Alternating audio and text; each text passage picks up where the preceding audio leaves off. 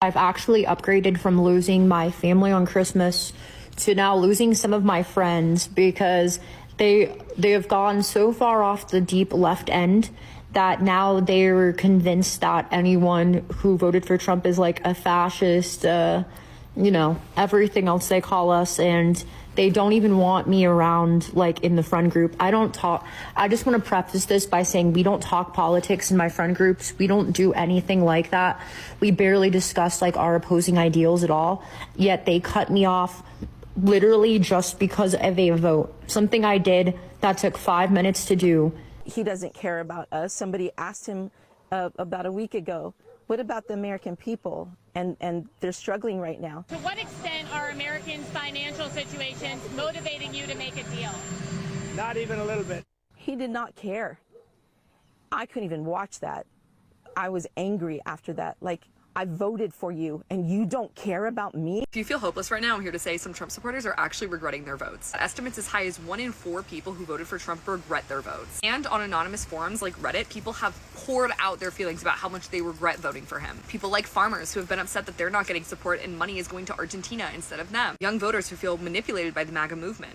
And centrists who aren't necessarily committed to a political party have all expressed serious remorse over their vote. The fact that people are admitting that they're not happy with the election and the way things have been with Trump is a serious step in the right direction. As you know, in most cults, people who speak out against the leader are seriously punished. They're ostracized and experience a lot of hostility, which typically prevents them from speaking out in the first place. So although it may feel hopeless and like fascism has been descending upon us for a few years, there actually is a sign of some progress. That's why it's so important to have conversations with these people. If you're a white person and you have family who are Trump supporters, this is a really good time to try to get through to them, especially because a lot of Republicans want the Epstein files to be released, which could be used as a way to find common ground with them and convince them to not be MAGA anymore. Still have a long way to go, but the fact that his approval rating is dropping is a serious sign of good news. See, we told you how it was going to begin, and then we told you how it was going to end.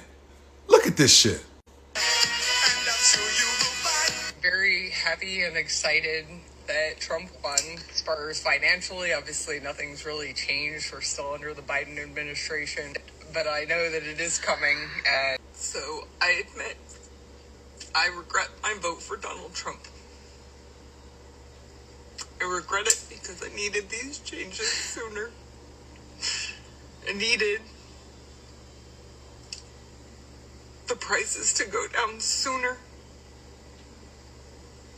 so that I didn't drain out my big... See, some of y'all are still in the fuck around and find out stage. See, most of y'all thought that when he was elected, he was going to change everything for you. Didn't realize that his first 100 days, he didn't give two shits about you. Every executive order was for something else besides what you thought it was going to be for.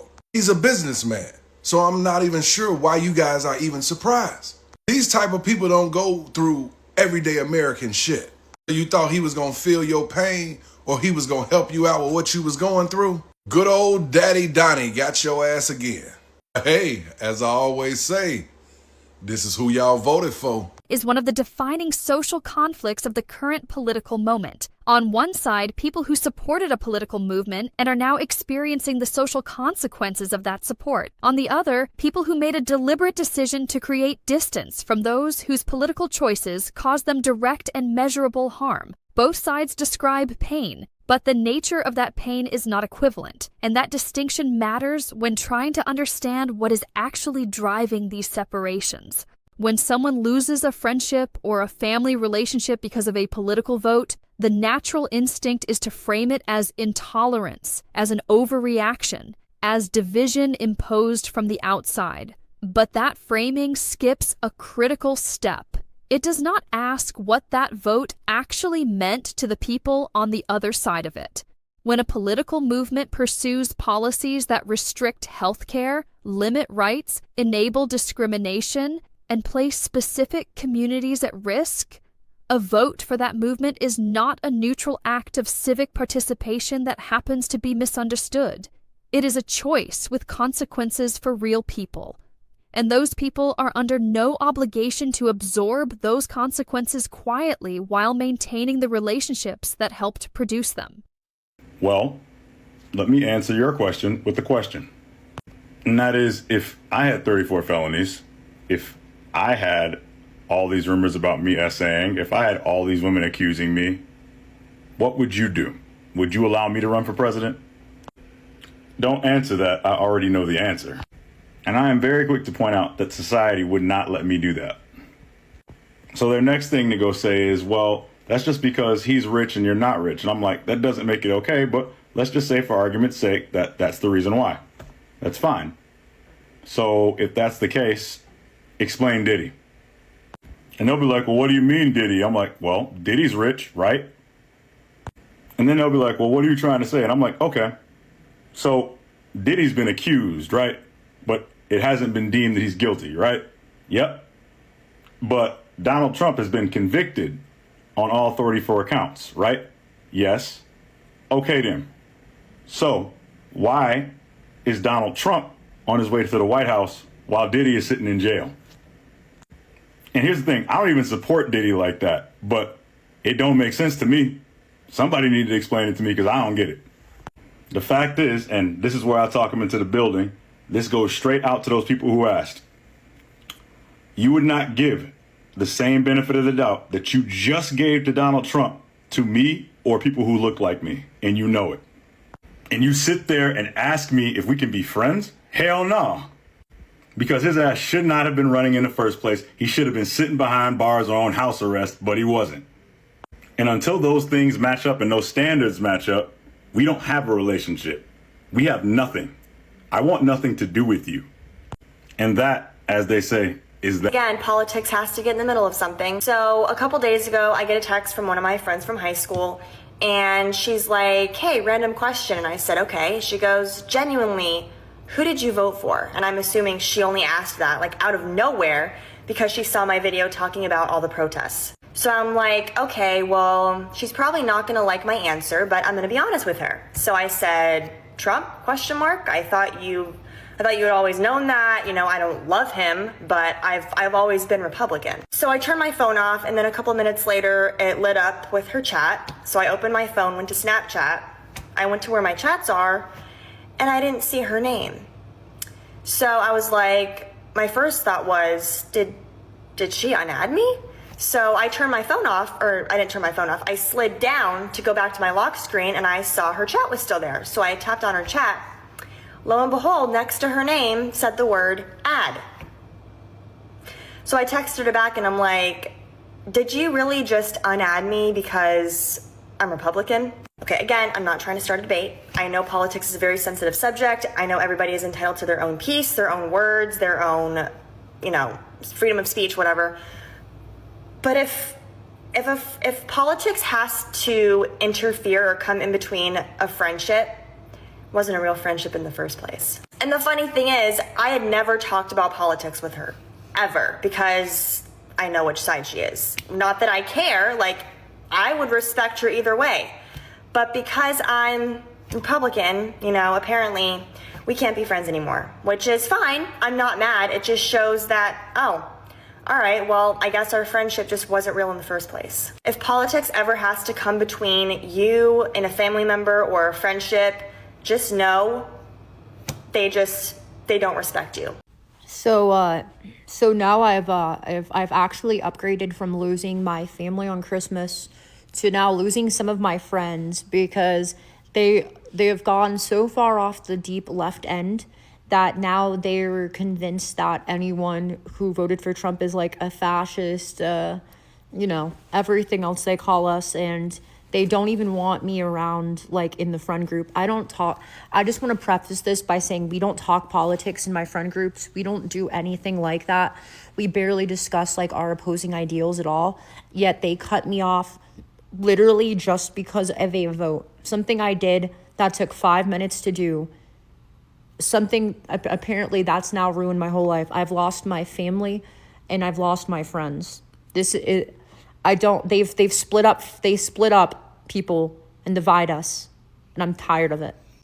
The experience of being cut off by people you care about is genuinely painful, and that pain is real regardless of the political context surrounding it. but the framing of a 5-minute vote as a small and inconsequential act that should carry no social weight deserves examination. Votes are not isolated private moments with no external meaning. They are expressions of values that determine who holds power, whose rights are protected, and whose lives are made more difficult by the policies that follow. When someone casts a vote that enables harm to people they personally know, and those people choose to respond by creating distance, the characterization of that response as irrational or extreme reflects a fundamental unwillingness to reckon with what the vote actually meant. The pattern of losing family first and then friends suggests something broader than individual relationships being strained by political disagreement. It suggests that a political identity, when it becomes central enough to override the concerns of the people closest to you, eventually produces a kind of isolation that is the natural outcome of those priorities. The question worth sitting with is not why people on the left are cutting ties. It is what it says about a political movement when supporting it consistently costs its members the relationships they value most. Well, I don't like Trump anymore. Can we be friends again? Not a popsicle's chance in hell there, you slack-jawed fucking sycophant. Because despite whatever harebrained and most likely selfish reason you have for disavowing your orange daddy, it does not cleanse your soul nor my view of you for the shit that you let slide.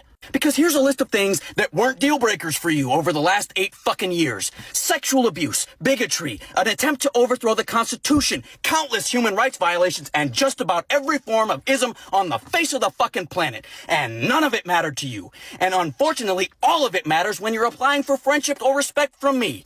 And unlike a late payment on a credit report, that shit doesn't fall off after 7 fucking years. That's not to say that there aren't people who can experience a genuine transformation. Some of these people are just so fucking stupid that it's taken until now to see the consequences of what they've done. But unfortunately, those consequences don't go away. The people whose lives are ruined, the people who just aren't here anymore, their lives don't just restart when you change your fucking vote. So I'm happy to see you wake up, but it's gonna be from arm's fucking length. I regret my vote. I never thought I'd say that, but I regret my vote. I voted for Trump. And now, in the first few weeks of his presidency, thousands of people are losing their jobs. I lost my job. I was the director of operations of bear studies. For the last 4 years, we've been studying whether or not bears in fact shit in the woods. And now it's gone. It's all gone. What am I supposed to tell my family? What am I supposed to tell them? If you voted for Trump, I don't even know what to say except fuck you. All the money being taken, and all the jobs being lost. I don't know what to do. Across 3 distinct voices is a progression that is playing out across the country in different forms. First, the social cost of political identity, friendships, and family relationships, ending not because of personal failures, but because of what a political choice communicated to the people it affected. Second, the accountability argument directed at those who feel wronged by those social consequences. The direct and uncomfortable message that the isolation being experienced is connected to the harm enabled by the choices made. And third, the economic cost arriving personally, job loss, program cuts, and the sudden recognition that the policies supported in the abstract are now landing on the very people who supported them. That final step, when the consequences become personal rather than theoretical, is where voter regret most commonly takes root. It is also where the most important accountability conversation needs to happen, because regret after personal harm, while understandable, raises a difficult question about what it takes for the harm to matter. When thousands of other people lost their jobs in the early weeks of this administration, that was already the reality being described. The researcher expressing regret here did not lose his position in isolation. He lost it as part of a pattern that was predictable, predicted, and ignored by the voters who made it possible.